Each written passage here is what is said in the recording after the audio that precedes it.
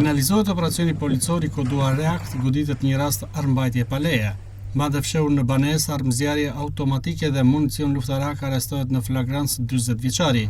Në vijim të punës së pandërprer për identifikimin dhe goditjen e rasteve të armbajtjes pa leje me qëllim parandalimin e ngjarjeve kriminale që mund të shkaktohen nga përdoruesit e tyre, shërbimet e Komisariatit të Policisë Vlorë bazuar në informacione të siguruara në rrugë operative organizuan dhe finalizuan këtë operacion policor.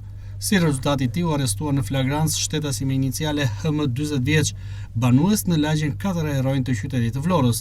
Gjatë kontrollit të ushtruar në banesën e tij, shërbimet e policisë gjetën dhe sekuestruan në cilësinë e provës materiale një armë zjarri automatike AK-47, si dhe një kreer me 29 fishek. Materialet procedurale ju referuan prokurorisë pranë gjykatës së shkallës së parë të jurisdiksionit të përgjithshëm Vlorë për veprimet të mëtejshme hetimore.